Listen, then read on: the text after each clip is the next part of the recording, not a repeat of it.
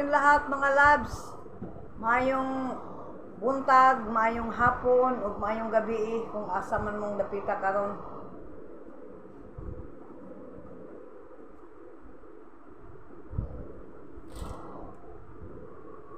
Nakaalis na si Rihanna. Nakaalis na siya papunta sa ano niya, workplace. Si Malaya kakain pala ngayon dahil kasi kanina nag-study siya. At saka wala naman siyang coaching ngayon. Ang coaching niya ay lang, Tuesday, Wednesday, at saka Thursday. So, okay lang siya na mahuli siya kumain. Tapos, put down, because that. Nagluto lang ako ng fish curry. Tapos pagkatapos ko lang magluto, nag-brown out ng nawala ang kuryente. Siguro mga more than an hour din nawala ang kuryente. Kabuti bago umalis si Rihanna, nagka-kuryente na dahil kung hindi grabing init. Ay naku, grabing init dito sa Bangladesh mga labs. Doble ang init siguro sa atin. Pag nandito kayo, ewan ko kung makayanan nyo. Ako nakayanan ko na lang. Kaya wala tayong choices.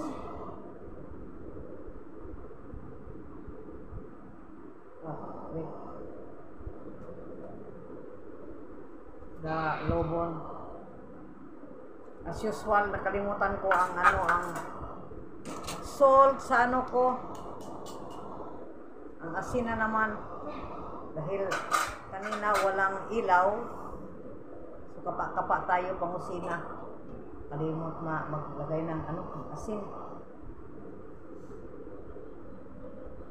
Minsan maguni-guni ako mga labs. Maguni-guni ba tayo minsan sa mga natin?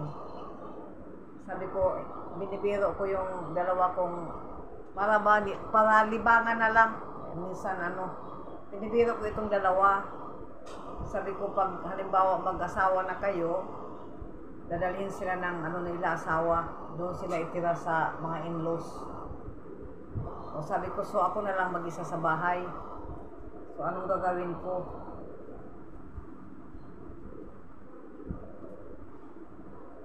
Bored ako pag ako lang mag-isa. Sabi naman ni Maliha, bago ako mag-asawa, muna may usapan. Pag-usap daw siya sa lalaki, dalhin daw niya ako. Tatawa ako kay Maliha. Ay nako, mga natin plano-plano sa buhay.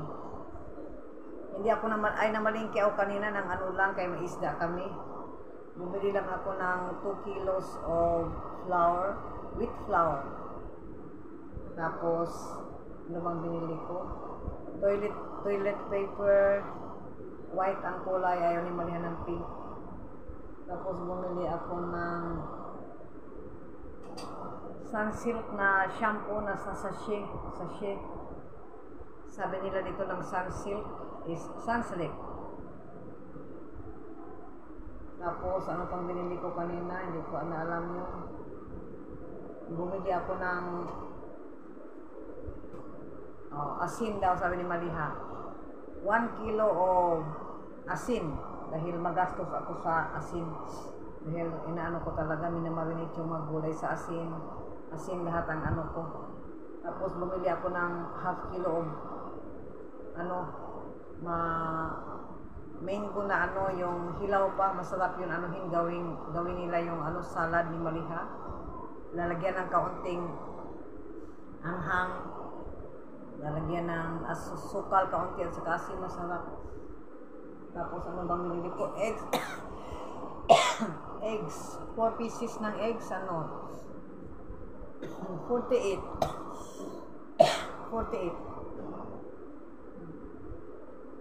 Tapos pang binili natin, Maliha? Hindi ko na alam anong binili ko. Yun lang siguro ang binili ko. Tapos nang umuwi ako, binalot dito sa ko, yung shopping bag sa pamalingkin. Sabi ko kay Maliha, ano ito Maliha? May isa ditong, yung flour ba? All-purpose flour. Sabi ko, andito naman yung binili ko. Ay, nilagay siguro ng ano, yung bata na tindero, nagkamali ilagay. Ibalik ko naman yung mamaya. Maghirap maglakad pag ganito gagawin, kasakit sa ulo. Mamaya ko lang ibalik dahil mamaya pupunta ako sa ano. Until what time, Maliha? This one, the 7 go now? 6 o'clock. Oh, dahil pupunta ako ngayon, dahil magbayad ako ng ano, isang buwan na si Maliha.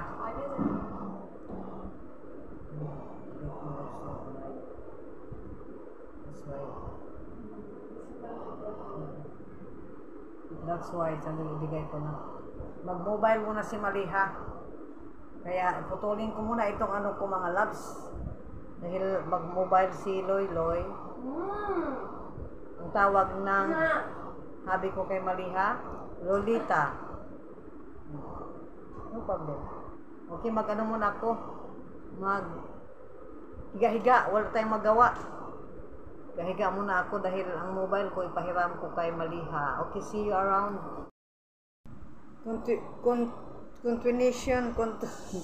Continue na ulit tayo kay si Maliha doon sa banyo. Naligo siya kanina, ay nasira yung ano ba yung motor ng ano namin, tubig dito sa building namin. So ginawa pa, so mga isang oras, kakaano lang ngayon, 2 hours yata wala kaming tubig.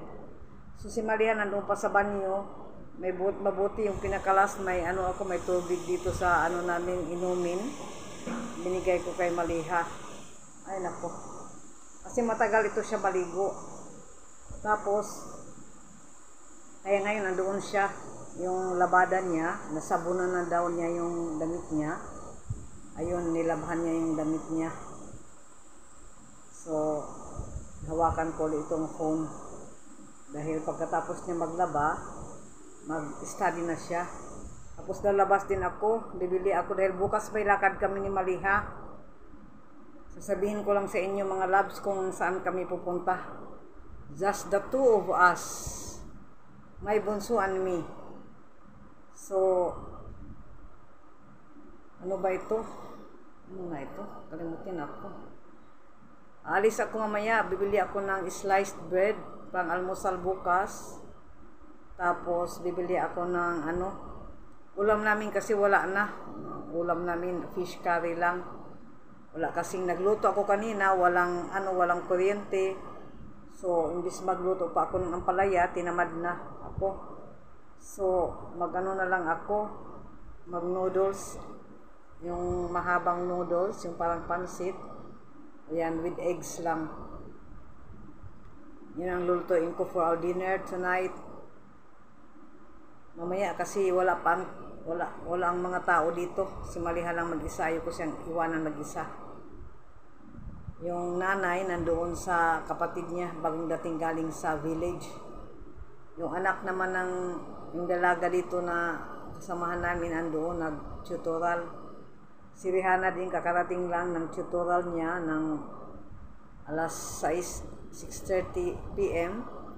Nagano lang siya ng kaunti pahinga, di ba sabi ko? So, andoon na naman siya, rampa na naman siya. Pawis na pawis ang mukha ni Rihanna dahil malayo-layo yung isang tinuturuan niyang estudyante. Dito yung dalawa, dito lang, malapit lang. Pinawisan si Rihanna, pawis na pawis ang mukha. Nagano lang, nagmantika na ang mukha. Tapos, kaya ayun, walang kasama si Maliha. Pag dumating na yung anak na dalaga, saka ako lalabas dahil 10 PM pa darating yun si Rihanna, alas 10 ng gabi. So, pagdating ng dalaga, pupunta ako dito sa tindahan lang, malapit lang. Bili ako ng sliced bread at saka yung noodles. Maraming salamat sa mga suporta. Shout out sa inyo lahat. Shout out po. Keep on supporting and likes and share. Paki-share ng ano natin, and don't skip to watch the ads for our views. Pag may time si Miss Byuda, nakakaikot. Pag wala akong time, hindi ako nakakaikot. So, ganoon lang. Okay mga loves. Ingat-ingat. Love you guys. You're the night sky trying to make me see